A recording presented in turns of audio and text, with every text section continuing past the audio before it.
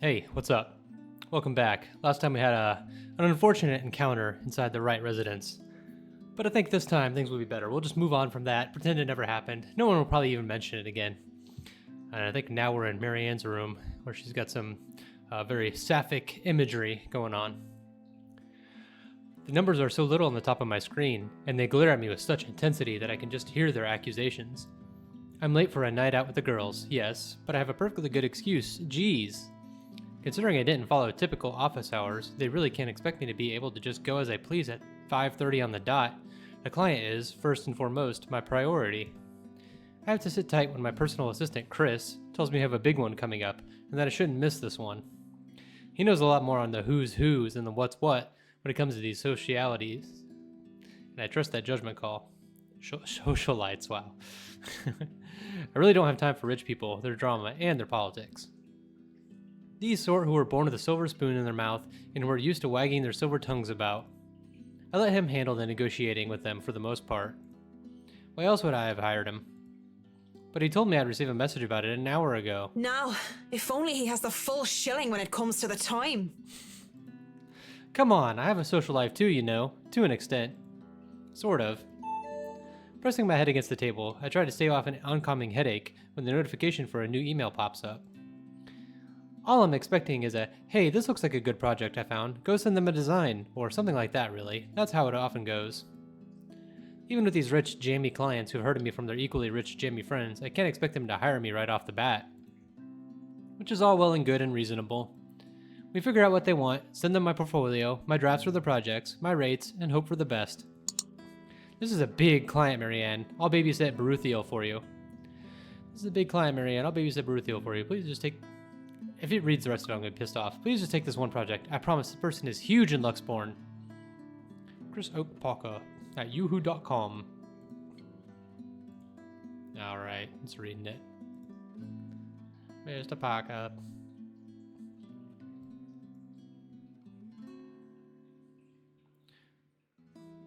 Oh wait, I didn't read the rest of this. It changed emails on me, okay?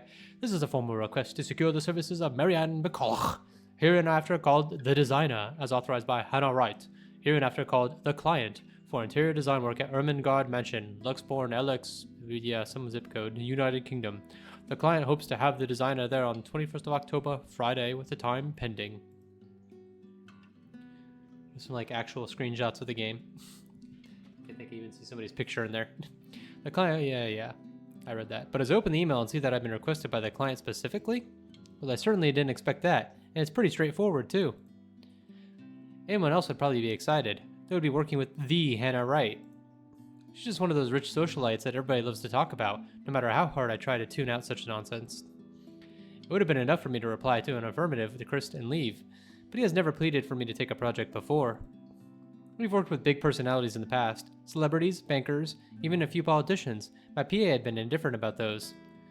So the question bounced about my skull before I spy one of the email attachments.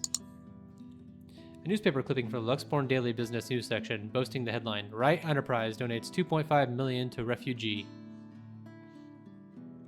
Yeah, okay. Certainly caused quite a stir back then.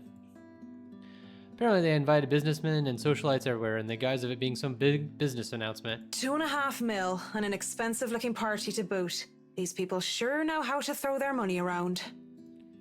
Not that I should be so callous. They're going to do a lot of good and help a community of people with all those pounds. I, of all people, shouldn't criticize such acts whether they were for show or not. At the very least, I know they'll be able to pay my rates. With the headline out of the way, however, I find myself staring at the picture that came along with the clipping. Because, wow, here I am, expecting a sour old woman in a blazer and a skirt. But the woman that was plastered on the front page looks like she belongs on the front page of the entertainment section, or even, if I am to be crass, as a pinup for a glamour. Okay, I'll be real here. A men's magazine. She sure knows how to rock that dress. A men's magazine, but you seem pretty gay. Wait. Her hair, her eyes, her lips. She can't be her. At the same time, she is her, only several years older. She looks just like... No, come on, Mac. The world is full of pretty blondes. It's just a coincidence. With a shake of my head, I snap out of it and reach for my phone when it buzzes, nearly falling off my chair in the process. Who else would be on the other line but the very people waiting for me? Oh, piss. I'm so sorry, Cam. I'm on my way. Oh, piss. That's what I say, yet I still don't move from my chair, face flushed and heart racing. I can only stare until I can will myself to reply to that, yes, I'm accepting the assignment. And it takes even more time for me to just close the image, shut down the computer, and leave. Even then, it has already burned its image into my head, no matter how much I wish it would just disappear. It makes me eager for the alcohol and the company. It makes me eager for anything that can help me forget. It's a good thing that the nearest pub is just a hop, skip, and a jump from here. The Galway Shawl, as it is called by those who frequented the place, is the only decent Irish pub in this county. You can pretty much tell that someone is new if they call it by its official name, the Crawl Bar. My home away from home ever since I moved to Luxbourne. Well, that is when I'm not cooped up in my condo and working anyway. It has good alcohol, good company, and thank God and St. Cecilia, good music. Crowd favorites like the Bothy Noise, the High Wesleyan Men, and the Second Fusion Orchestra are often played. Not to mention the singing. I love singing. Anyone could just break out into a drinking song, and the others in the pub were just wonderful that they'd start singing along. And doing so while intoxicated is the best way to go about it. Hey, it's a win-win as long as I don't puke in the middle of the chorus, and as long as I can get home in one piece at the end of the day. And tonight is karaoke night. What better time than to try and sing all my worries away? That's what my intoxicated brain tells me. The ghost of guilt and sorrow remembers who I am. And in the prison of my heart, I was my only slave. The ghost of guilt and sorrow remembers who I am. In the prison of my heart, I was my only slave. That's about as good as hers. But drinking only reminds me of my home, and the thought of home makes me think of her. But in the depths Alright, I'm not singing this one. of my cold soul, I'll leave the burden and despair. It makes me nauseous, yeah, me too. It sickens me that the smallest reminder of her can cause me such grief. I'll fight for what's worth fighting for. Forget the fear, forget the rest. I think I hate that last part the most.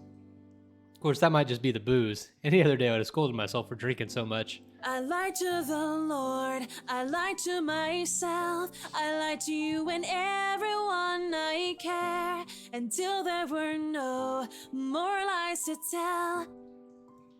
But I already have a client, and we'll be having our first little meet and greet in a few days. Cowardice is easier than being brave, but at last I found the strength I lost to sing my love letter to you. 'Cause people can lie, but my lone heart beats true. I want to at least enjoy this night, get over the hangover tomorrow, and return to being a prim and proper professional after. That song was for Cam, our lucky bride to be. So give her hand, Galway Shawl. Considering the state I'm in, one can excuse my smug grin as cheers and applause rise among the pub's patrons. Because possibly off-key public singing aside, I feel like I'm on top of the world right now, and that's a good reason as any to belt out in front of these strangers. Good drinks and good friends, there's nowhere else I'd be tonight. And I forgot for a short while. And that song was brought to you by Marianne McCullough, everyone! A round of applause! That was so good. You rock, Marianne. Oh, please stop. You're just saying that. You know neither of us can hold a tune, Marianne. Make that three of you. A toast to our shameless drunk singer. May your drinks forever flow and your notes be ever lovely. If anyone deserves a toast tonight, that's Cam. Finally sealed the deal after 3 years, eh? Christ. Read 'em and weep, bitches. Kamala's diamond ring gleams as she holds it up for the world to see. She has reason to be proud. 3 years of living together, and her boyfriend finally asked her the big question. Obviously, she said yes. Don't get too attached to that ring or the one after, sweetie. I was wearing a wedding ring not so long ago, and look at where I am. But enough of me being a downer. Cheers to a happy engagement! Of course, if something like Haruna's divorce were to happen, I'd be there for Cam. Just as Cam had been there for me, acting more than just my yoga instructor. I can't be happier for my friend right now. Cheers! Cheers! Well, we both will be there for Cam, won't we? Haruna and I. Haruna. It's been a real bad year for her ever since her divorce. She's such a nice person, even loaning me money to open a studio, and she didn't deserve what her husband had pulled. I'm happy she's smiling again and picking out like she used to. I think we've all missed our Japanese firecracker. We met in yoga class, something I had joined to keep myself in shape, and, well, honestly, so that I could make friends when I had moved to Luxborn. Clearly it worked like a charm. And it definitely didn't have anything to do with the fact that I brought along my lucky D20 die with me on that first day. No, sir. I love these girls so much. What about you, Marianne? You're 30 years old and you still haven't got yourself a man. Is this just Hannah? It sounds like Hannah. And you guys know I have a very busy schedule. I don't have time for that. Oh, come on. That's a lame excuse and you know it. You need a man who'll take care of you and you need it now. Maybe some hunk will be your house hubby while you rake in the dough. I'm quite capable of taking care of myself. Who needs a Mr. Right? Hey, look at me. I'm Marion McCullough, a lawful neutral cleric with 9 points in wisdom and 8 in charisma, but I can't get myself a date. Ain't that kind of shit? Isn't 10 like average? I mentioned druids and demons once. Once! They don't even know the rules or understand what the numbers mean. Alright. That's probably... She's calling you stupid then. And I certainly am not some sort of holy person. I'm a far cry from a miracle worker, and I barely have the willpower to fight off demons, especially my own. Actually, maybe she isn't looking for a Mr. Right, but a Mrs. Right. There you go. Oh, my Marianne, we still love you even if you're in the closet. That would explain some things. Haruna, you don't have a ring anymore. Maybe you two can be together and I don't have to worry about my best girls being alone. What are you on about? There's nothing to explain. But the more I deny, the louder they tease until the other people in the pub start to watch. It doesn't help at all when Haruna drapes her arm over my shoulder and leans in. Will I be all yours then? Will you be making me feel like a woman? I know that they're just kidding around, but this doesn't make me comfortable in the slightest. So when Kamala notices my silence and Haruna sees the expression on my face, they stop. And when the awkward air settles over us, the rest of the pub goes back to whatever they were doing before the whole thing ever happened. They probably won't even remember it when they wake up with massive hangovers anyway. Sorry. Me too. Hey, no hard feelings, right? I raise my glass. They smile. We drink. There's no need to say more. We're all definitely far too drunk tonight. Eventually the fun times end. It is a weekday after all. And with Haruna being a nurse, she still has to get ready for her next shift. Kim also has a loving fiancé waiting for her at home and really didn't have to make a fuss about having left some buns in the oven when she took off early. Really, I understand. I was the one who insisted, who was determined to get pissed drunk anyway. Moving to the bar, I sit. Alone at last. Alone with a stranger. I haven't seen him here before, obviously not a regular. He hasn't said a word and just sits there, savoring his drink. With his whiskey served neat in one hand and lighter in the other, it doesn't seem like he's noticed me yet, and maybe I should go before he does look my way. Because he was pretty and he was blonde, and those two things plus alcohol never did me any good. I thought too late. Judging by the way his flushed face and dazed look in his eye, he's as pissed drunk as I am. But whereas I feel like keeling over, he looks like he's still ready to take the catwalk by storm. Really, he just has the air of one of those men who think they own the world. Hello there, sexy. Please don't stand up on my account. I already like what I see. Fancy a drink? It'll be on me. But then again, I might be pleasantly surprised if he proves me wrong. Want some between the sheets? Sex on the beach? I'm talking cocktails, of course. Fat chance. But it doesn't matter, we both know how to play this game. And there are two different ways for the night to end. One thing or another is going to happen. The question is, what do I want to do? Oh no, that's fine. I'd rather order some blue balls or some AMF if you don't mind. He looks like he's about to say some witty retort, but he stops himself and downs the rest of his whiskey. What is AMF? Order a mint julep, and he gets another whiskey, and we start the customary small talk. Of course, the saying, ask me no questions and I'll tell you no lies, goes without saying. We ask nothing about each other, offering up falsehoods to establish a strenuous, fake connection between two strangers at a pub, if only to pass the time. Whiskey, as I have come to call him, is supposedly 21 years old, single, takes care of his sick mother, and is a manager of some sort. Manager of what? I didn't care to listen to the details. Meanwhile, Mint, as he's come to call me, is 29, and I'm... What did I say I was again?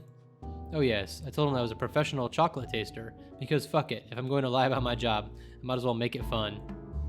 It's a pretty decent chat between two pretty drunk strangers. And maybe it's just me, but we might as fucking well expend the tiniest amount of effort in pretending there's something meaningful in this meeting. Would have been nice too if it was just left at that. But during a lull in the conversation, he brings it up. You know, I've never been with a woman taller than me. And to think he might have been different from the rest. Never have and never will, Whiskey. Can we go back to the history of chocolates? Did you know that chocolate candy was introduced in 19th century England as a healthier alternative to alcohol? St. Lucy was the most beautiful woman of her time. She had men come from the four corners of the world just to see the pure light of her exquisite green eyes. If she were so lucky, anyway. No, enough of the history lesson. Come on, Mint. You know and I know what you came here for. Though not every suitor was as gallant, she was no fool. She had known that sooner or later she wouldn't be able to defend her chastity. Come on. There must be something that gets you going. So she had taken out a knife and gouged out her own eyes. There is something, but I don't think you can handle it. Impressed with her devotion, God restored her eyes and made them more beautiful than before. He has a peculiar sense of humor, hasn't he? Because that only meant suitors kept going after Lucy, and she kept her eyes in a chalice to scare them away. Oh, I'm pretty sure I can handle whatever it is. Say, Lucy, help me. Help me turn away from sin. Help me with my own blindness. My place isn't too far from here. I won't take care of you if it ends up being too much for you. And no one will be able to hear you if you try to scream. You sure you want to go down that road, pretty boy? Wouldn't have it any other way. The best thing about having my condo so close to the pub is ease of access. As long as I can still stand and walk, I can make it home. Maybe I need help from a kind neighbor or two to help me with the last leg if I've really gone overboard on the alcohol. But I always made it home. Sometimes with company. Of course, that always comes with complications, especially the real clingy ones. But it isn't anything a good tip about stalkers to the building security can't fix. I'm always nervous though, even if this isn't the first time I've done this. And the first few minutes when we enter my room are the first few agonizing minutes where I try not to panic. Okay, Mac, so far so good. Don't let him smell your fear under all that liquid courage. He'll leave sooner or later and never have to see him again, just like every other man before him. I like to say to myself that men I brought to my place were more scared than I was. Yet there is no fear when I look into Whiskey's eyes, only delight. When he starts touching me, I don't even hesitate when I push him against the door. Roughness is to be expected. And as long as he sticks to the script, everything will go smoothly. We'll have our little tumble in the sheets, he'll leave, we'll forget about it. If somebody asked what I really wanted, I would have told them that I wanted a bed of roses, chocolate, and music, maybe in an Irish castle. But all I really want is her, and that's never going to be a reality. That was my fault, of course. Because I was afraid. Because I was a coward. They would never hold a candle up to her. She was the light of my life. And I had to let her go. I can't even be bothered at the thought of her. Just a single thought of her makes my resolve to see this affair through waver. Wait. What is it now? Yes, what is it now? Oh, I don't want a decision. What's it gonna be, Marianne? To sex or not to sex?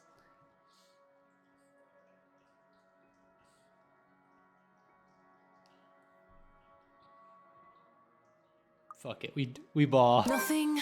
Never mind. Minus Luke! To hell with it. It doesn't matter. I'm just doing this for the exact same reason I brought a man home before, and the one before that. I didn't care about any of them. They were all nothing. Less than nothing. We part for air, and he all but rips my belt off without even bothering to take off his own jacket.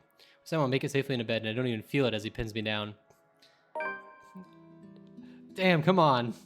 Like, oh god, fuck me out. What the fuck? Yeah, it's about punishment. There's nothing gentle about the kiss between us. It's all tongue, teeth, and roaming hands. There's no passion, only a need. I don't know about him, but I know who needs to feel good.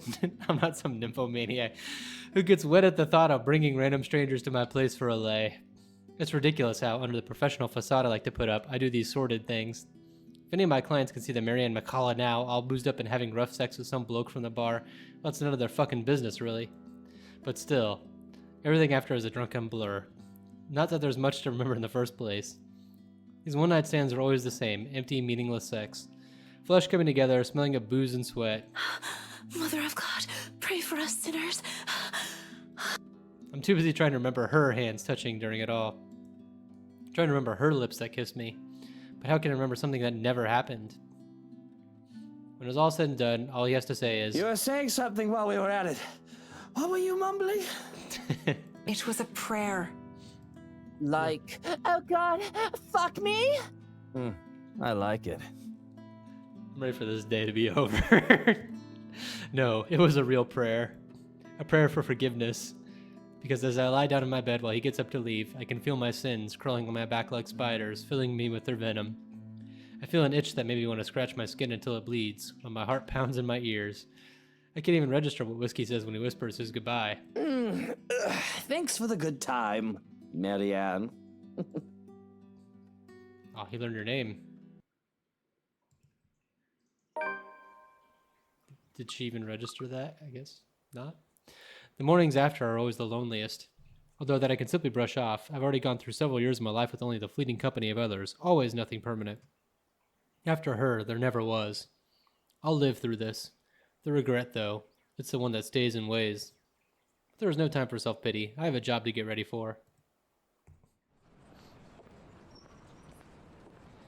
It isn't often that I think about drinking on the job, but after meeting with the Wrights yesterday, it really makes me want to break my self-imposed rules.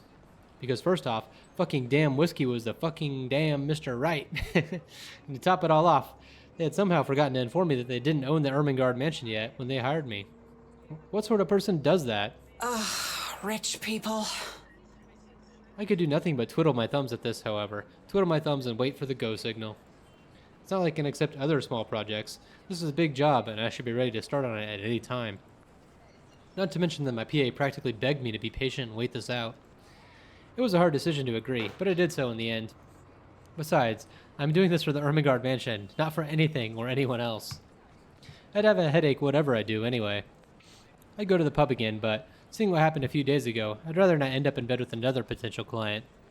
And it might be a huge leap in logic, but a library is the next best thing to after the pub. I have to go there anyway. I need more books. For Dad. Plus I also need to return the ones I borrowed last time. Finding a new book or two to read for myself while I have nothing to do isn't such a bad idea either. So on a Saturday morning, I found myself going to the only library in Luxbourne to hopefully cool off. After returning an Urzuli and a poetry book by Henry of Podebrady, I asked the librarian about the several titles on my list, though I don't have much luck on that front. Dialogue with Death has already been snatched, and she bluntly says that she did not keep our mathematical universe for someone who didn't return books on time. I make headway at least when I ask about Siege and Rendition of Havana by Jacob de Pezuela. If you count her snarling and pointing at the history section as headway, that is. The history section is devoid of any other except myself and a redhead, though I'd wager I guess that red's just passing to get to the classical literature section. So many books, so little time. Scanning the books and seeing so many wonderful titles gives me great pleasure. And that's when I spot it. Hello, sailor. Why don't you come to Mama? It's not the naval battle book I was looking for. No, it's even better.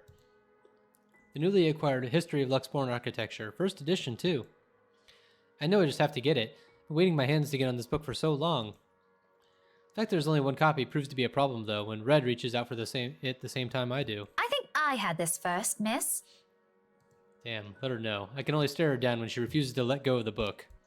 Refusing to let go of it as well, I raise a brow at her in the hopes that the fact that I was significantly taller than her would intimidate the girl.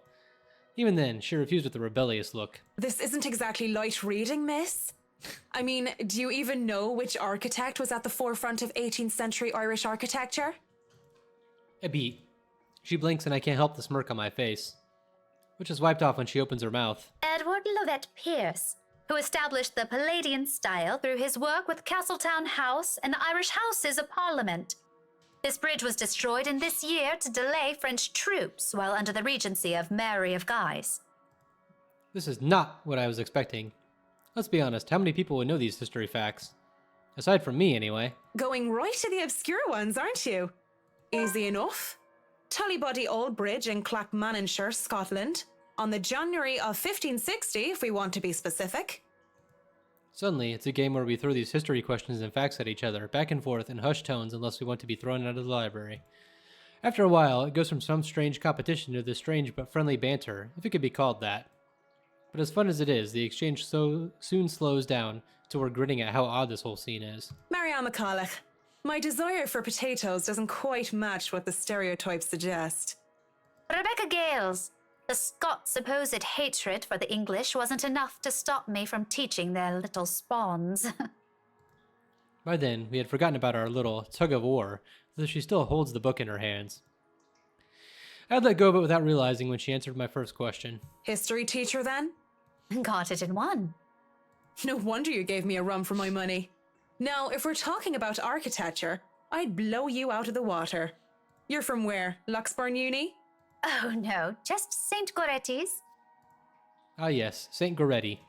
You'd think a school would choose a more appropriate saint to name themselves after, especially when they have very young students. And I'm guessing you're an architect, if you're so confident about the subject. Interior designer, Miss Gales. Please, just call me Rebecca. You aren't one of my students, are you? Marianne, then.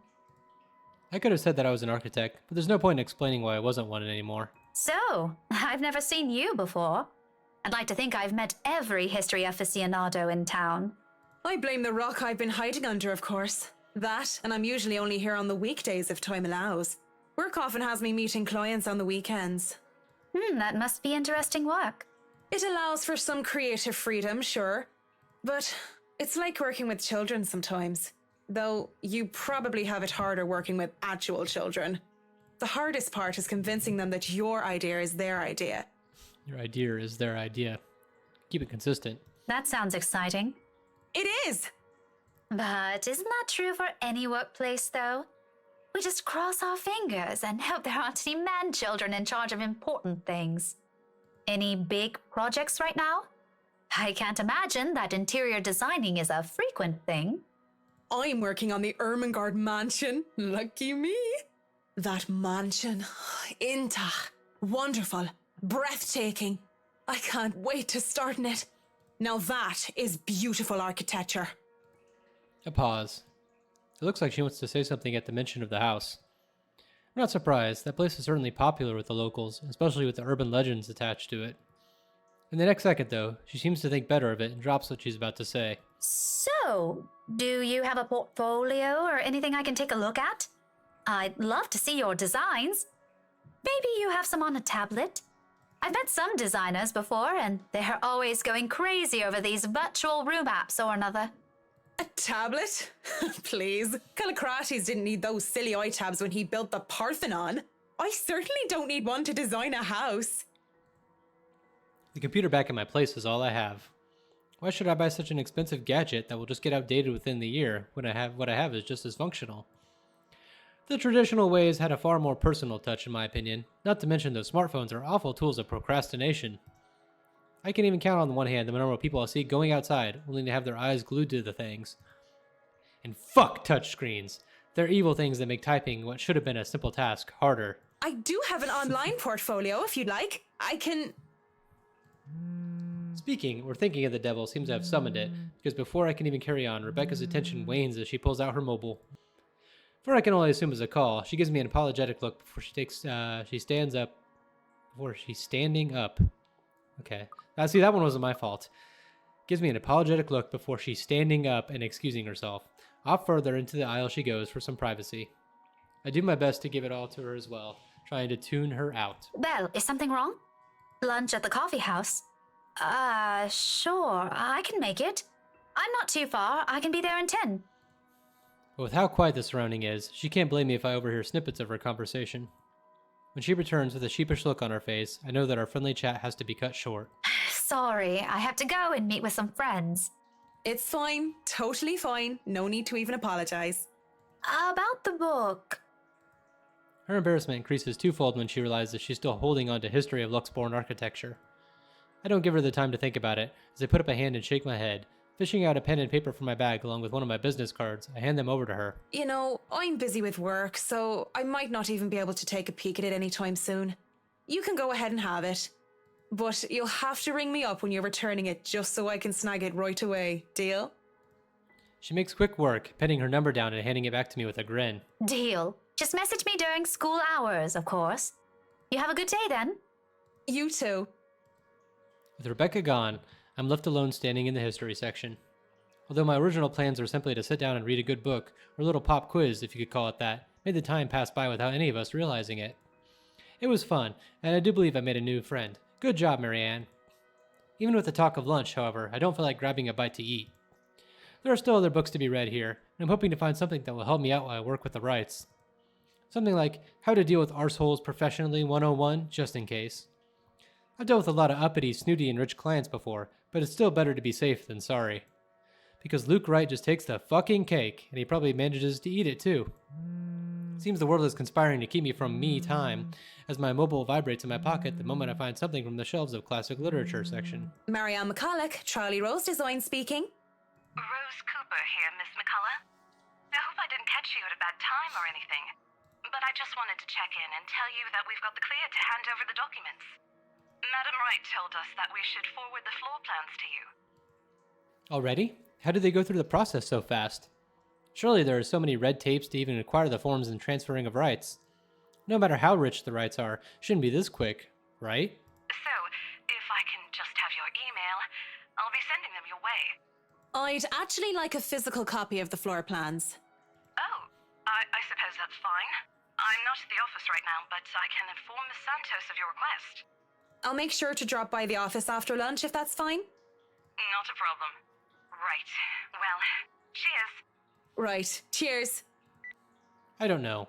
I just don't. Is there some sort of deeper miscommunication when we last met? These things take time. It's been, what, a day? Less than that, even. There isn't even a point in trying to make sense of these people who seem to be larger in life. It looks like I'm on the clock starting today. I might as well eat. Grabbing some fish and chips from one of the street food stalls, I find a table to spend some time with a copy of Marquis de Sade's The Crime of Love, since Rebecca left with the book I wanted. I've read this one before, along with the rest of his works. This would be the 18th time, in fact. It's always nice to read through it again when I don't have the time to enjoy something new. Besides, when you're dealing with people so filthy rich that they end up plain filthy, you need the good old Marquis. Sound advice. La blessure se trouvant sans aucune sorte de conséquence. Yeah, I don't know. The wound being without any consequence. Of course, it's folly to think that things have no consequence when everything actually does. Briar Realty Corporation's Luxborn branch isn't too far off from the city center, just a few blocks away, and I can easily eat and walk. I'd rather use this time to rest before I go into a flurry of activity. No doubt there will be so much to do when we get hands-on with the mansion. Still a lot better than working on another condo, at least. Surely, no matter how much BRC and the old owners put into the restoration and preservation of the place, any big repairs would be superficial at most. I'm quite certain that, in their haste to sell the property, they did a rush job. It isn't an infrequent thing to do, despite of how it was frowned upon. There will be lots of hidden issues that I'll need to weed out, and I have to make sure I find every single one of them, especially the more serious damages. Structural integrity is definitely on top of the list we'll have to consider. The building might look sturdy, but it is centuries old. That alone will likely pose a few problems here and there, put limitations on what we can do. Besides, despite how much I detest these rich snobs, they can pay rather handsomely, as long as I do an excellent job and do more than necessary. Those two things always made sure the referrals kept coming. I don't even have to hunt down projects for myself. When I do go up to BRC's office, I can't help but stop and stare when I enter the building. With the lunch hour closing, employees should have been back already, if they still aren't filtering through the doors. I get that it's a Saturday, that people probably feel tired and lazy to be working on a weekend. But they're still on the clock, and not bumming about wasting company time on extended lunch breaks and cigarette sessions. The office is spacious, as it is with these big corporations. Each person is given their little space of what's usually a 2x2 meter cubicle. There's a lot more empty chairs than there are actual people working at their desks. It reminds me far too much of my last day at Porizkova Projects during the massive layoffs due to the Irish economy crisis. But it isn't just that, though. Everything is as quiet as a grave. It's as if these people are merely ghosts. Speaking of ghosts, Santos comes through the door looking as she has just seen one. She had just seen that thing in the like shopping mall mirror, I think, right? Or window. She looks at me, wide-eyed, like a deer caught in the headlights, ready to bolt away at any moment. I'd ask out of concern, but I feel it's not my position to do so. What if it's something personal? I'd simply be overstepping my boundaries. Really, it's none of my business. I presume that Miss Cooper told you why I'm here, Miss Santos? Huh? Oh, yeah. Sorry, I just got back from lunch, you know? But it won't take too long. Don't worry. Of course it won't. This whole project has established itself to be a matter done in haste. I do hope it doesn't mean that people are being careless in their duties. She flinches and looks like she doesn't quite know how to respond to that. Thankfully, instead of opening her mouth, she leads the way towards her station and goes to fetch the floor plans. It won't take too long, as she said, but it does take a bit. Time spent to compose herself, most likely. You know, we usually just email these things. I prefer the real thing. Not that you would know. You probably have your nose stuck in front of a smartphone when you're not working, even when you should be working, playing those mindless addictive games. All right. I definitely wish Chris would stop playing that Batcat thing during work hours, too. I can't even fathom what this is like supposed to be referring to. Surely it's supposed to be something. I know what you mean. Digital painting is nice, but nothing beats the smell of real paint. Batcat? Not that I go and smell paint like a crazy person, but, you know, the real thing is different. Wait, what? Yes, nothing is quite like the real thing. Give me the real thing. Checking out the floor plans. I see that I'll have a lot going for me. Now I know how Ray felt when he found the Central Park West building's floor plans from that one movie. This is why I became an architect in the first place. Jacobean style at its finest. It's a thing of beauty, Dr. Jacoby. Look at these gorgeous rooms, the delicate harmony between empty spaces. Was he a doctor? I think he was a doctor. And speaking of empty spaces, there's something rather odd about these ones. I feel a bit silly saying it out loud because I've never lived in a big house, let alone a mansion. But during the tour, I had the distinct impression that the rooms were bigger. Maybe the scale is wrong? It's not much of a problem. And it is an old house. I mean, I don't see a scale on here, really. There have been little details here and there, and I would have liked to address during the open house, too. But it was all forgotten in the wake of Miss Santos' incident with the trouble of ownership. The wine cellar is going to be a problem. I shudder to think of what sort of repairs they did to the place. There might have been things that were swept under the rug, pushed to the dark corner of the rooms, and hidden away in barrels. Water damage could have been covered up. There have been floods due to heavy rains in West England just last year, after all. If there's any sort of damage to the house's foundation, that's going to be a lot of work. I was not able to look at the attic as well. For all I know, a whole family of vermin could have made their mess there. Working with pest control is always the worst. I mean, I think the scale's messed up too. Look at this hallway. The hallway is bigger than the theater? No. I refuse to believe it. The sheer size of this place is staggering, even if I did just say it was a lot smaller than I thought. I might just be biting off more than I can chew, but who doesn't like a good challenge? First, I'll have to... So, do you want a coffee? The one from the staff room is pretty decent. There's really no need. I'm sure you have rules against it. Are you? Rules against bringing someone coffee?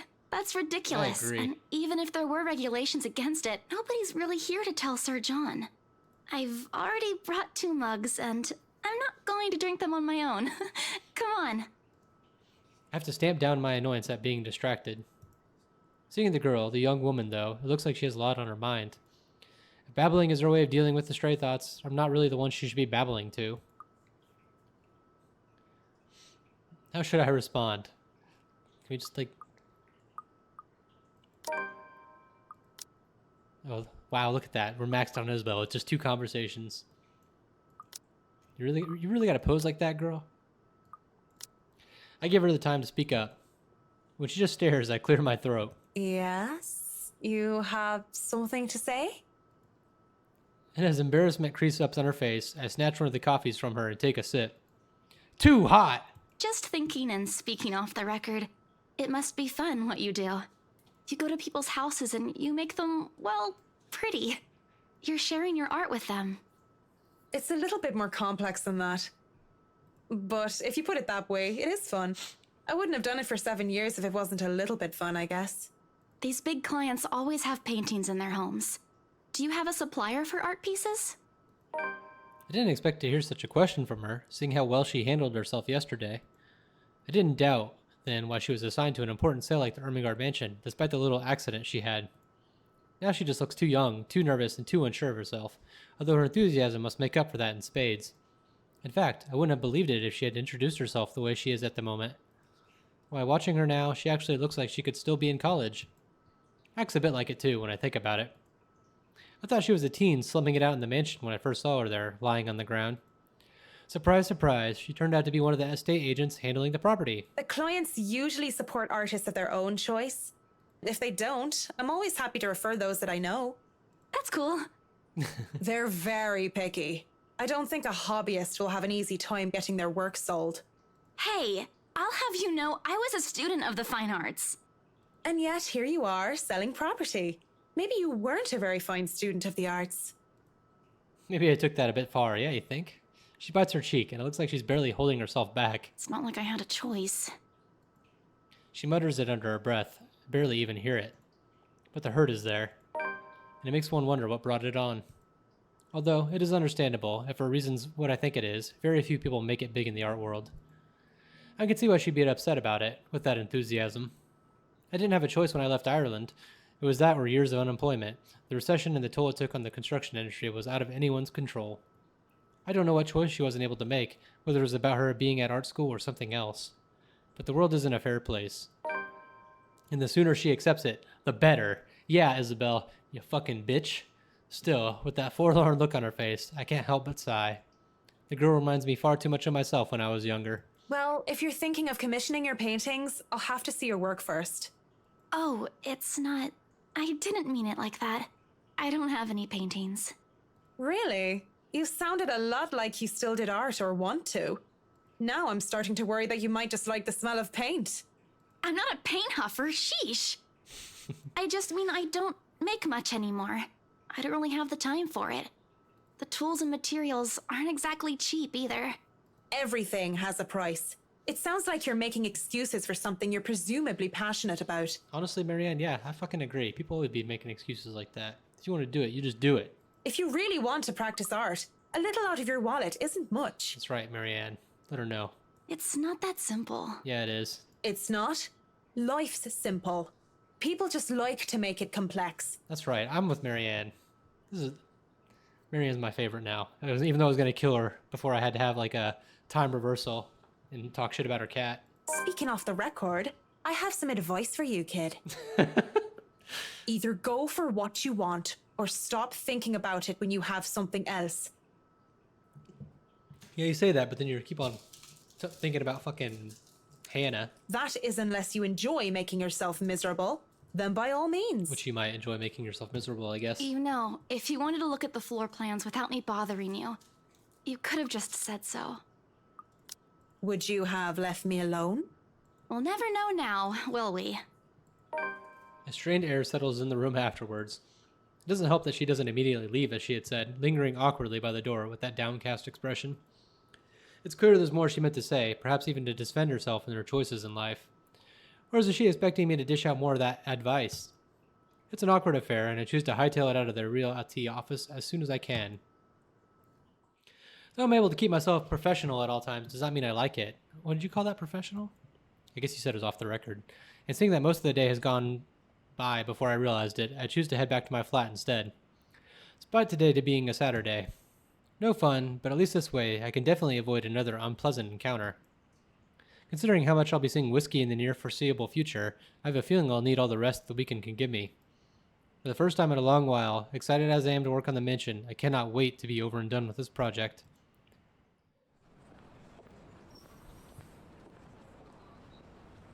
What a day. Oh, Monday couldn't come any sooner. After taking the floor plans from Miss Santos the day before the last, I spent most of my Sunday drawing up plans and calling in my suppliers. Although no design choices have been made yet, I'm quite sure that they'd want high-end appliances, the most expensive materials, and the most pretentious everything. They usually did, these rich types, based on from experience at least. Given how badly this whole thing started, it wouldn't hurt to be prepared. I have to check myself, make sure I'm not playing with my gloves as one of the other building tenants takes up the elevator with me. Makes me self-conscious when the woman's eyes go over me. I'm sure she was going to point out some perceived flaw in my physical appearance. But I'm saved from being paranoid when they went off a few floors later. Still, the ride up to my floor is nerve-wracking. The rides lived at the very top, the penthouse, the creme de la creme when it comes to condominium and urban living. Just getting access to the place is an ordeal of its own. I had to jump so many hoops, so many security checks, just to secure a key card, not only because of building management, but because of the ride's personal security. I sometimes feel like I'm being interrogated for a crime and not visiting a client at their home. Even when their personal assistant called in to help out and verify my presence, the process was aggravated rather than hastened. Speaking of the devil, the elevator door opens and I am greeted by none other than Whiskey's not-so-little lackey. I do apologize if I kept Mr. and Mrs. Wright waiting. But I'm here now and I'm ready, so if I may, where are they? They've just woken up, but they should be down soon. I'm surprised to see you made it through security, and only 5 minutes late. You said I'd be through security soon, and it took half an hour. Define soon in this context. I'd make myself comfortable if I were you. I'm going to go and put the kettle on. About the tea, I don't want to intrude or anything. The sir does not like being woken up by the whistling. But who am I to deny tea to a guest? He shows me to the couch before drifting off towards the kitchen, quietly pulling out a teapot, cups, and all sorts of other things in preparation for tea. I ignore the animosity towards his employer that his words implied. I wouldn't be too surprised if Whiskey's own people don't like him. Accepting the quiet and isolation instead, I brace myself for what's to come. I don't think Johannes likes anybody, but, you know. In this case, soon apparently means more than 5 minutes, or even 10. I sit in their living room, just waiting. And when the kettle starts whistling and the tea has been served, I continue to wait. At least the silence is relaxing. But then, there's a crash. I nearly spilled tea all over my lap in surprise. I look up expecting security to come running. Even the man at the kitchen counter continues to fix breakfast like he heard nothing. I don't want to speak up about it, because he looks far too absorbed in his cooking, and I don't want to be the cause of burnt food or worse. However, there's something in me that just wants to figure out what that was, although I am normally not this nosy. What should I do then? Let's just gonna choose all the bad options, who cares? The crash came from the hallway, and I really shouldn't be snooping about. But it's just concern, yeah. Concern that urges me to check it out. Sneaking a glance at the butler, I consider sneaking off, but... Excuse me, but where's the loo? He barely looks my way before pointing a spatula towards the hallway. It's a good excuse as any. And if I'm caught lingering longer than I should, I could excuse myself and say that I wasn't sure which door led to where. Still, looking into the hallway reveals nothing. I don't see anything that might have caused the crash. The hallway, like the rest of this place, is in pristine condition. There are several doors not only for the toilet, but also presumably rooms for the butler and other members of the staff. As I stand there, however, something feels definitely out of place. One of the doors, the nearest within my reach, stands ajar, and from inside, a light flickers incessantly. It could simply be a light bulb that needs replacing. But the thought of it in a place so well taken care of seems off. I think that maybe this is where the crash came from. Inside, I can spy a radio lying on the floor. That's probably it, right? Maybe one of the help, in a hurry to get out of the room, knocked over it in the process. If that's all it is, I should really leave it alone. As I turn to leave, the sound of static fills the air, and a man's tinny voice interrupts the silence. At 7 in the morning, students found a 5th year dead. Why am I still standing here? Assumed to have fallen from her dormitory window. This seems familiar, doesn't it? Authorities are investigating the possibility of foul play. Like I've heard it before. Reporting from St. Samthins, Shane McLaughlin of Galway Bay, AM. Oh, hi. I recoil, backing away from whatever that was. In the process, I trip backwards on my feet, and I wait for the pain falling flat on my back. But instead, I feel a hand on my back and see a smug smile of, well, guess who? Oh, don't tell me you're reporting to work drunk, Mint. Of course I know exactly who that voice belongs to. It just has to be him. It just have to be him. Marianne McCullough, hammered on the job? That would be something. But, as if I'd been burned, I pushed him away from me with a deep scowl on my face. Even the slightest touch made me sick. And that smug smile on his face makes me want to come in contact with him, feeling to break his nose with my fist. Is that any way to say hello to a good friend? We aren't friends. Let's get that straight first off, Mr. Wright. Secondly, you're a married man, so that thing that happened shouldn't have happened. Oh, come on. Don't tell me it wasn't even a little fun. A bit of a romp never hurt anybody. No, it wasn't fun, and we shouldn't have done it. But since we did, let's pretend it didn't happen and never speak of it again. I was drunk and had no self-control. Don't I get a free pass? Bro, that's no excuse. Yeah. Restraint and patience are a necessary thing when dealing with people, and I must have a whole lot of it considering I'm not tearing him a new hole. I can't even believe this guy. I don't even see an inkling of shame or guilt about the fact that I cheated on his wife. What? No, you don't get a free pass. How can you even say that with such a straight face? You do realize what you've done, don't you? Even if you were drunk, the fact of the matter is, you had at one point taken off your wedding ring and knowingly cheated on your missus. I am quite sure you didn't have one and you blatantly told me you were single when you chatted me up at the bar. And you're the saint then? But according to you, I was drunk. So you must have taken advantage of me in my state. I fail to see why I'm the only one to blame in this situation. I didn't think things could be more preposterous. But apparently, I was wrong. We were both drunk, you bastard. Don't you dare try to twist this around. You don't know who you're messing with. I'm afraid you're the one who doesn't know who you're messing with, lassie. I know who you are, Marianne McCullough. I've looked into you, you bloody bog jumper. You're nothing but a glorified turf cutter. You know, I don't know what any of those insults mean. But I feel like she should be insulted. I'd be careful with how I speak if I were you. Fucking bog jumper. What's that saying about biting the hand that pays you? It goes something like that. He looked into me? How much does he know about me then? Does he know about my father? Does he know about her? The thought that he has knowledge he can hang over my head kills any fight I have. Instead, I feel sick. This is sick. And I wouldn't be surprised if he's sick in the head, one way or another. The dead air between us, because it can't be anything else but that, is broken as a lively voice calls out from the loft. Marianne! Spelled wrong. I haven't kept you waiting too long. Written wrong, I should say. I know we agreed we'd start at 10 o'clock, but mornings just simply do not agree with me. Not one bit. It's been like this since I've been in university. It's 5 minutes to 11 o'clock. These high-end clients sure like to be fashionably late. I'm used to it though, much like I'm used to so many years of hearing people mispronounce my name. There you go. Besides, berating or correcting my client would be extremely impolite, and Mary Ann doesn't sound too bad when she says it. To be fair, it doesn't seem like she's late on purpose. I see you're up, darling. You know, you could have woken me up as well. Were you showing Marianne around? Not that there's much to see. This place is so tiny compared to the mansion. I'm more worried about the way she stares at me, judging. Such a look. Doesn't suit her pretty face at all. Just seeing Mr. and Mrs. Wright reminds me too much of her. And maybe I'm starting to hear her again, see her when I shouldn't.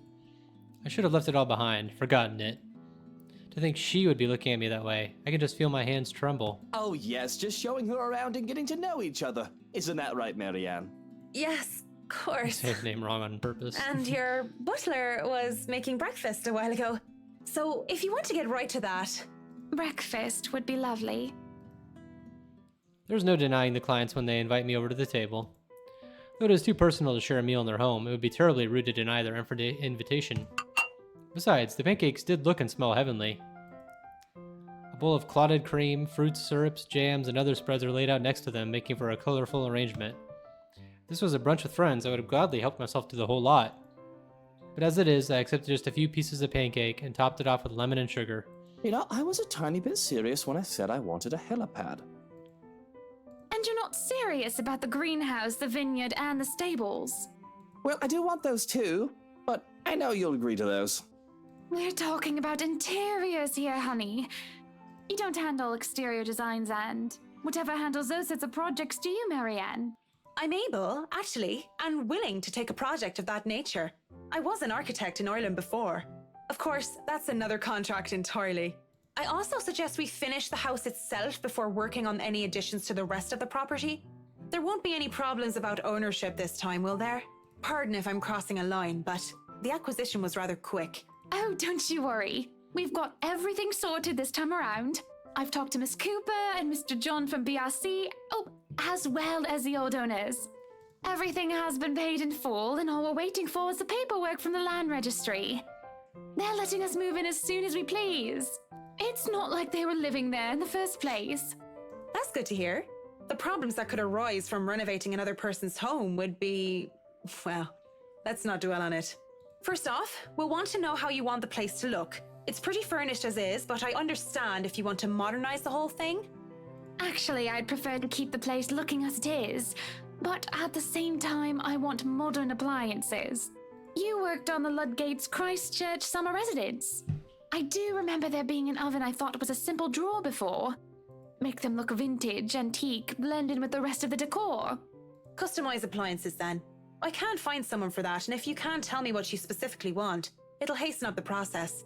We're talking about electronic appliance manufacturers. If you have a preferred brand to work with. Splendid! So, what is next on our agenda? All the other interior designers we've hired in the past did not have us this involved. I feel like Luke. I'm just fucking sitting here and listening to this shit. I stop. What sort of half-baked designer did that? If I knew who they were, I would have words. This isn't the time or place for it, however.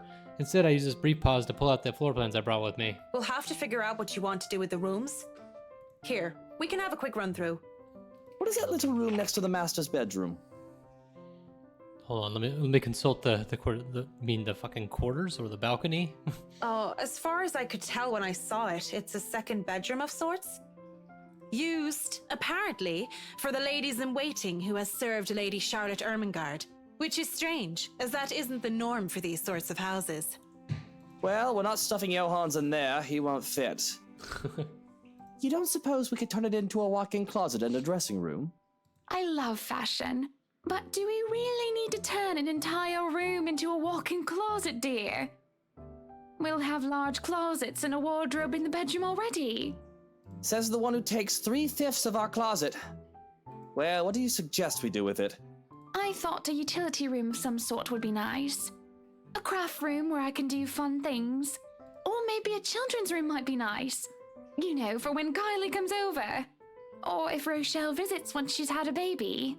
1, you are not inviting that witch. And 2, there's a whole mansion for Kylie to play in. We don't need a children's room, and you don't even do arts and crafts. I'd like to turn the guest's room and the study into my personal office, by the way. If you don't mind. You can turn it into a personal office if I can have my utility room. It's just the one room of the many. I'm taking that room for myself, no matter what you say, dearie. So you might as well take this deal. You're always out doing business anyway. The real problem is the theater. Whatever are we going to do with all that space? But it looks so small. Fine, we could turn it into our own personal cinema, I suppose. Might as well have it, if you plan on not having a telly in the parlor. Yes, well, I don't want guests to be glued to the telly when they come over for a meal and some tea. By the looks of things, we can keep the rooms as what they are on the ground floor, though. The ballroom would be perfect for parties. Do we really need a dining hall, though? I don't suppose we can't convert it into a garage. Garage? What for? You can park your cars outside. What about that room, right there, in the northwest corner? That sounds so muffled. That's sleeping quarters for the household help? Oh, that is perfect! Johans will be glad if we have other staff members who stayed in. Will he? It'd be convenient, so they don't have to make the trip from Luxbourne to the mansion when they're needed. You'll definitely need a lot more people to maintain a property of this size. The mansion is really a lot bigger than I thought. Look at all these rooms. I didn't even know there was a music room next to the parlor because of what happened. There was a grand piano in there too, when we checked during the tour. Did you hear that, Luke? Maybe you can take up playing the piano again. Oh, you should have seen him when we were younger, Marianne. It's not like I was very good with the thing. Oh, hush you. You were no Mozart, but I loved hearing you play nonetheless. He'd come over to my home and he'd play such fun tunes. He'd sing too, and I'd dance, and it was just... Mr. Wright playing the piano? I can't imagine it. but the earnest way in which Miss Wright said so told otherwise. Anyway, what do you think of these plans, Marianne? Are we not even going to consider one of my requests? Not even just a closet or just a garage? Now, that isn't fair, is it? You're not the only one who's going to be living here. I hardly see how that's unfair. I told you you're getting your office and your theater, the greenhouse, the vineyard, and the stables. That sounds fair, does it not, Marianne?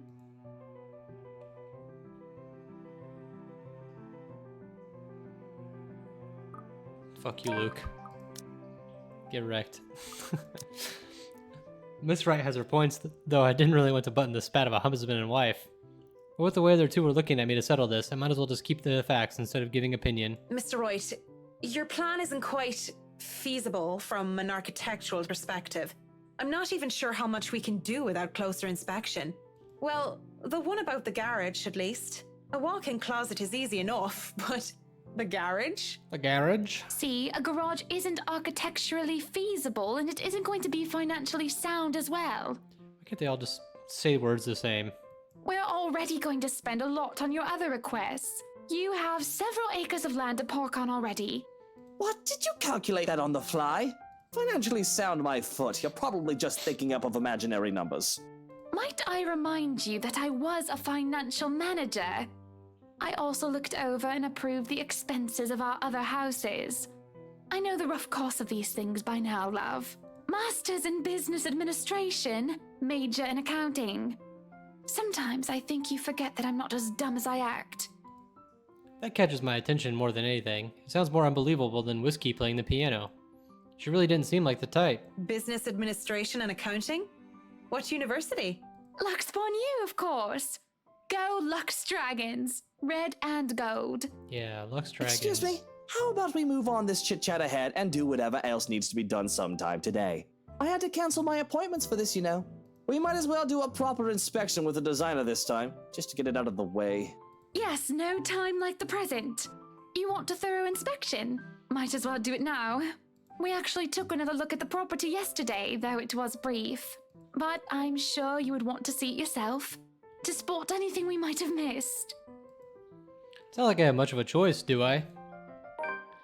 Riding to the Ermengarde mansion in their rice is an awkward affair. Not only am I worried about scuffing the expensive leather seats, but I'm also worried about getting in the middle of another couple spat. The tension thick in the air, I could feel them starting at each other any time. Nobody is saying anything. Up until Mr. Wright tells his valet to turn the damn radio off. And for a moment, I think that he might start. But instead, he just stays quiet, and so do the rest of us. In the end, the sufferable silence stays. I've never been so glad to see a house. Stepping out of the car and up to the mansion meant the end of an uncomfortable ride, and I could finally take a deep breath of fresh air. The beauty of the place never fails to make me gaze and wonder every time I see it as well. Mrs. Wright moves towards the front door, keys in hand, and I can already hear Mr. Wright plotting. All right, Hans, we're going to go in, but I want you to look around the place. Familiarize yourself with it.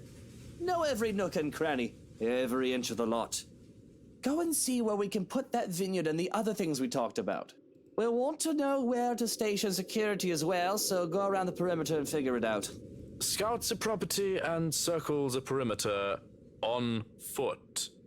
You do know this is 46 acres of land, sir. Well, you are not driving a car over the grass. Put those long, spidery legs of yours to good use. I didn't hire you to stand around and look intimidating. Go, mush. Someday, I'd like to ask how Johannes can even stand and tolerate the man. Why doesn't he just quit? Certainly the pay can't be that good. Even I'm a bit put off by our mutual employer, and the only thing that keeps me from bailing is the fact we've already signed a contract. At least I'll only be working for them during the duration of the project. He works with them every day. Sometimes I think you hired me to make me suffer for your amusement. Someday, I'd ask. I feel a bit bad for him. If it's any consolation, he'll be away from Mr. Wright, if only for a little while. We're able to enter the mansion after a bit of standing out there in the sun. This wretched, strange sunlight that is far too alien and rare. There had to have been a bit of a problem, with the missus not knowing which key was which. First item on the agenda would have been the grand staircase. It seemed sturdy during the open house, but a closer inspection might say otherwise. There are no obvious marks of damage nor wear and tear, probably rethreaded during renovations. Peeking under the grand carpet, the wood is properly installed with the bark placed down to prevent cupping. The carpet itself could use a vacuum, though. Structural conditions, from what I can see without actually dismantling the thing, look to be in good shape, and the handrails and support posts are firm. The work on it should be commended. Can't look much more into the rest of the foyer, however, because Mr. Wright starts to hurry us into checking out the dining hall. So, what do you think? Certainly we can't turn this area into a garage. It's Jacobean architecture. I'd say these would be pilasters and not buttresses, but you never really know. They really liked mixing up these elements. You could say it was pretty avant-garde at the time. We might hit a support beam if we're not careful. And in layman's terms? Shit would come crashing down. From what I see here, we could risk great damage to the house if we try to turn the dining hall into a garage. The man didn't look too pleased at this. There's a look of disappointment before he sighs and looks around the place with an air of defeat. When he moves to speak, I dread another unreasonable demand. Again. This will stay a dining hall then. But if I may have another request instead, at least spruce the place up with some flowers, some plants, or something. Feels so old and dead in here. That's hardly unreasonable. Daffodils are a must, I presume. The look that passes between the two of them, there is a genuine look of fondness there. This is the first time I've seen such an exchange between the two of them. If anyone were to see them like this, there's little doubt that they loved each other. Of course. And I want a garden full of them. So how come sometimes your lines are so damn muffled? It's like you're recording in a fucking cereal box. Now, if you excuse me, I'd like to look at the rest of the house. I'll just be around here downstairs if anybody needs me. You fucking messed that word up worse than I do. That leaves Mrs. Wright and I. He's quite fond of them, you know. I can imagine. He looked terribly upset when we told him he can't have his garage. I meant the daffodils. We always have a vase full of them in every house we own. Somewhere, I'd like to think. They may be about his mother. He never talks about her. I don't even know her name. He likes to flatter, claim that they remind him of me, but he's always loved the flowers, even before we married. Much like the piano, I didn't take him for a person who liked flowers. Daffodils, least of all. What's next? Am I going to find out Mr. Wright saves kittens from burning buildings? I'll go and snoop about upstairs. You go and do whatever it is that you have to do. When she goes without even asking if I need her here, I'm left standing to stare at the walls. Really, I don't need to do a thorough inspection of the building itself. It isn't really part of an interior designer's job. But the architect in me is committed to doing this task with every project. If I'm going to make a living space that have both form and function, I might as well make sure that the entirety of it is safe for my clients. Since I'm already here, I roam around the dining hall to check off things off my list. Yeah. But when it's time to move on, I hesitate. Mr. Wright said he would be somewhere around here on the ground floor, and I really didn't want to be alone with whiskey. I have to look through the place eventually, sure, but on the other hand, I can do it later when he's gone. I can go upstairs first, if I want to. Let's just make the bad decisions. Alright, just because there's one troublesome client shouldn't mean I'll let him get in the way of my work. The parlor is my first destination. Mostly because I figure Mr. Wright is hiding down here in the wine cellar making plans there. I'm going to bump into him sooner or later, but I'd rather make it later. Much, much later. The place, upon closer inspection, is in good shape. I don't doubt this place was done with the most care, considering it would be one of the first rooms visitors would see during the open house. There's a stain on the carpet, most likely by one of the guests at the time, but isn't anything a good cleaning can't get rid of. Next is the music room. Or at least, that's the plan. Locked? Oh, come on now. I rattled the doorknob again, harder this time, to double check, and even give it a good budge to see if it isn't a problem with the door itself. But no, definitely locked. That is weird, considering the rest of the rooms aren't. It could just be this one, though, and I can try the other door through the ballroom if I really want to get in. And that's when I hear it. The sound of a piano. It just plays one note, over and over and over again. It makes the hairs on the back of my neck stand, and I back away from the door. Though I wasn't exactly the superstitious sort, what am I going to do? The room is locked. I can just go back to it later. Maybe see if I can go through the ballroom and... The music room door opens, and who else but Luke Wright stands by the doorway. It looks a lot like a cat that ate a canary, and I didn't appreciate the way his eyes linger on me. Isn't it common sense that locked doors mean someone wants a bit of privacy? You needn't try to break the door down. Or did you just want to see me again that badly without the missus? I'm still up for a shag if that's what you're after. Pretty sure the wine cellar is soundproof if you fancy a snog and a poke. I'm here on business, Mr. Wright. Nothing more, nothing less. Now, if you can let me pass, I need to inspect the music room as well. I'm not looking for trouble, but trouble always seems to find me anyway. He leans against the door frame, crosses his arms, and plasters a huge grin on his face. The way he looked at me promises nothing good. But really, how big of a scumbag can one person be? Oh, sure, you're some fancy interior designer. But mix in some booze and you really loosen up, don't you? Working woman by day, working girl by night. I'm not. I'm no such thing. Don't you fucking dare continue down that line of thought. I'm not what you suggest I am. I am not some whore you can just leer at and proposition. If anybody here is morally reprehensible, it's you cheating on your wife. And if you don't stop this harassment, I'll... Tell the wife? Good luck with that. You're terribly confident for a lecherous cheat. Do you honestly think you're the first woman that threatens to go running to her claiming something or another about me? You think you're some special snowflake and that you're the first woman that I've slept with? My hands shake. I have to remind myself that I would get nothing out of hitting him.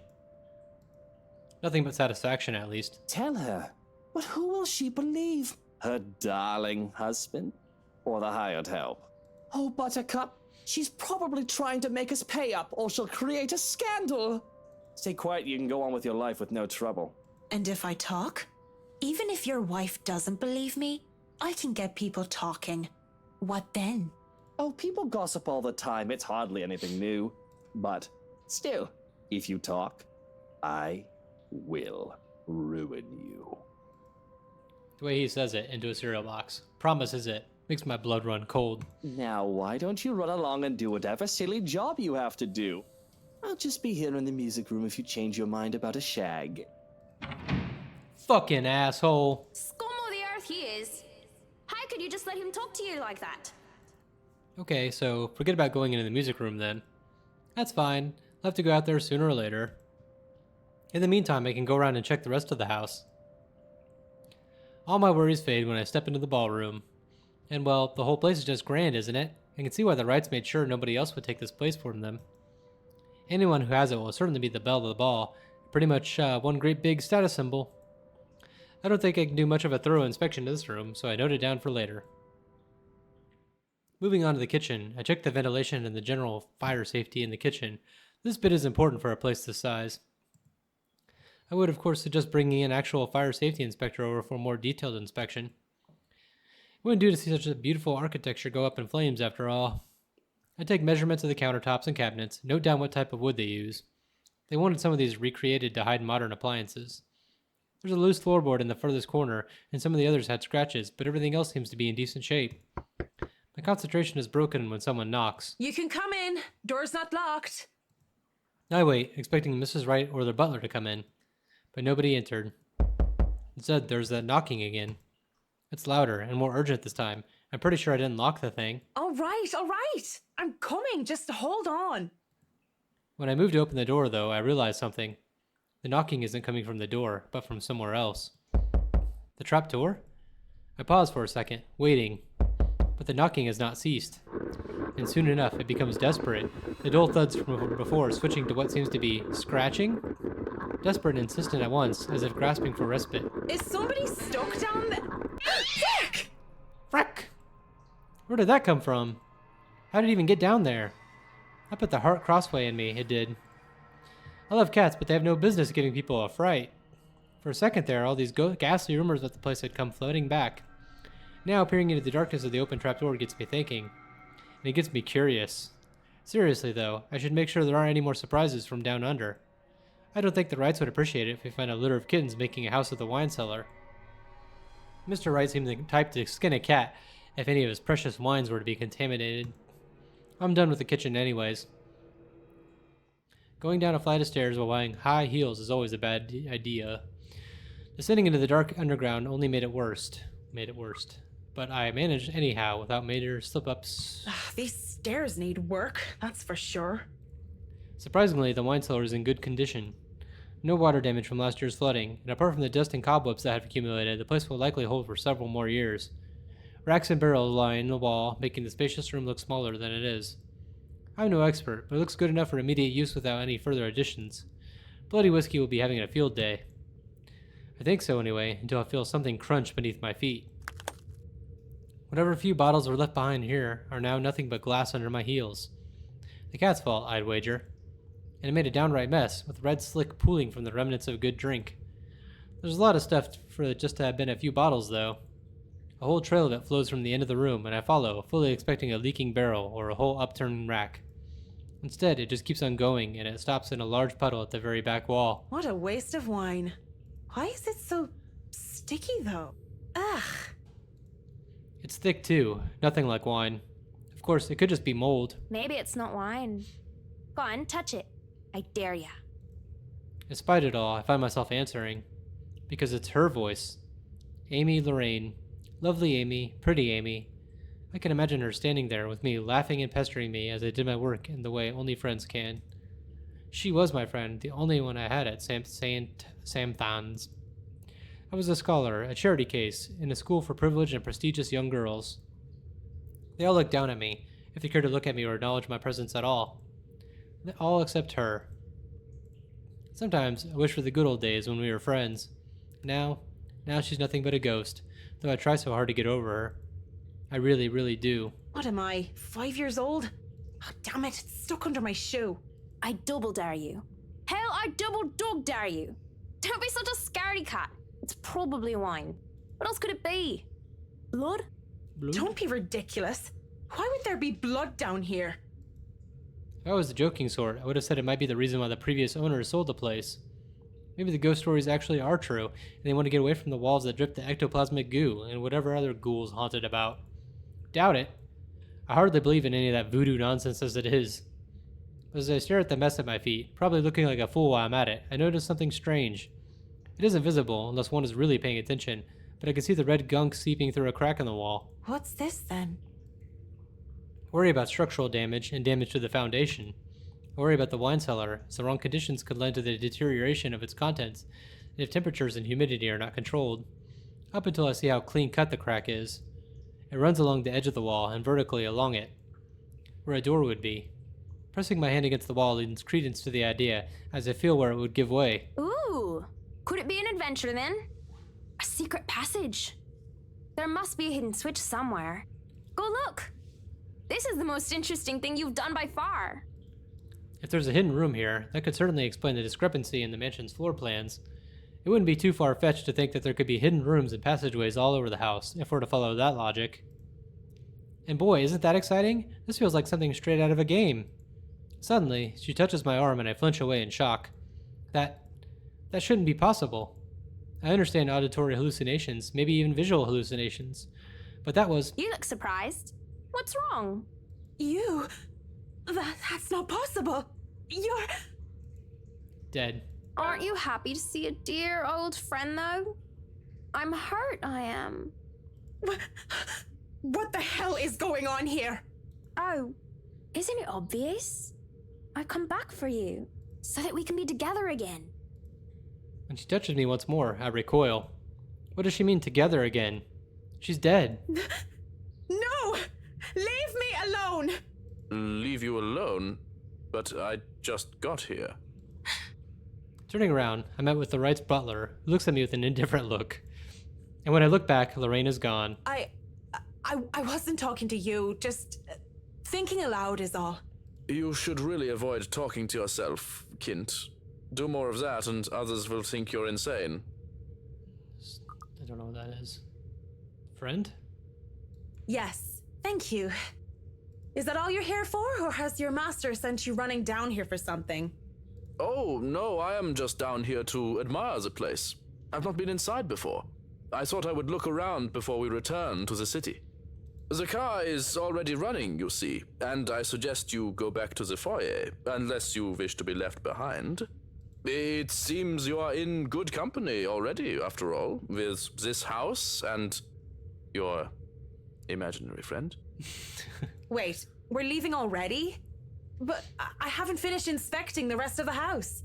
Be that as it may, there's a sulking man-child up there who wishes to go home. We are all subject to his whims, lest he throw a tantrum. I can't help but smile at that. He's a strange guy. I still can't imagine how he can work for a guy like Loot Wright, though. I imagine the blonde arse ain't an easy guy to get along with. Whatever the butler was having to tolerate that, I want 10 of it. And we wouldn't want any soiled knickers or spilled milk. Why don't you go head on and I'll be right there. Very well. Do be careful on your way back. I saw some broken glass on the way, and it will not do to cut yourself on them. I will, yeah. Just tell Mr. Wright not to blow a gasket or anything. I'll be just a minute. Speaking of blowing gaskets, there's something else dangerous here. Whatever is behind that door, it could pose some problems. Best case scenario, it only ruined good stocks of wine. But who knows what's behind that false wall? I'll have to come back to it. It's already dark as we make our way out of the mansion. With no lights, we are only illuminated by the headlamps of the Wright's car and the stars up above us. The sight of them helps me compose myself much more than several minutes of being alone did. The car's engine is running, yet the two still stand out on the lawn. Mrs. Wright is busy, eyes up to the stars, and Mr. Wright, arms crossed, has his eyes down on the ground. It is the crunch of grass under my heels that brings their attention to me. About time. What took you so long? A minute longer and I'd think the house swallowed you all up. Oh, hush, dear. I'm sure she has her reasons. Marianne doesn't seem the sort to idle. Sorry, I was just checking on something important. See, business is business and they take time, love. You should know that better than anyone. So, Marianne, what do you think? Are you the woman for the job? I know we already signed papers hiring you, but I want to be 100% sure that you are committed. I glanced back towards the mansion, knowing what I had seen in there. That curious thing in the wine cellar, which is stuff I'd only read about from fucking horror stories. And her. I should feel the slightest bit hesitant. I was lucky. I've seen enough films to know what happens when a promiscuous woman enters a haunted house. This is my chance to turn it down, make excuses, say that I'm not up for the task, that I need to take care of my old sick father. Just pay the fine, which is probably outrageous for a contract like this, and let it go. I should turn it down. But for some obstinate reason, I can't. In the same manner I haven't let go of her, of the regret that has shadowed me since that day. Much as I hate to admit it, even to myself, seeing her again, the mischievous glint in her eyes, the loose tendrils of her hair curled around her forehead. It's something I've terribly missed, and now that it's here, almost within arm's reach, My father would tell me, sometimes you simply have to go through with it, consequences be damned. And well, I really don't have any logical reason to say no. I mean, yeah, you do, right there on the left side there. At least not something a client like the Wrights would want to hear from a professional designer. It's certainly an interesting project. You can be sure I'm seeing it through the end. Such dedication! Oh, I do love the determination. You were always determined like that, weren't you? Hearing her voice once again sends chill running down my back. I can't wait for this day to be over. From the mansion through Anselm, I rode with them in silence. But as soon as we hit city proper, I asked to be dropped off and bid them good night. I thought it'd be best if I didn't stay too long in confined spaces with either Mrs. or Mr. Wright. Both seemed to cause me serious trouble, and if the project had been any less interesting or grand, I would have dropped it without a second thought. Would have, shouldn't have, won't. I assure them that my place isn't that far off, and I have to fight off the urge to roll my eyes and groan when whiskey throws me a little smirk. But even in my own home, peace is elusive, as is sleep. I lie awake, thinking of what I saw in that mansion, of who I saw. If I so much as hear a single whisper from her, if I so much as see a wisp of her hair, I'm afraid I'll go mad. But none of that happens. And it makes me feel hollow. For 2 nights I've had trouble sleeping, but it's only one morning, when fatigue has already let me rest, that I'm reminded of what terrifies me so.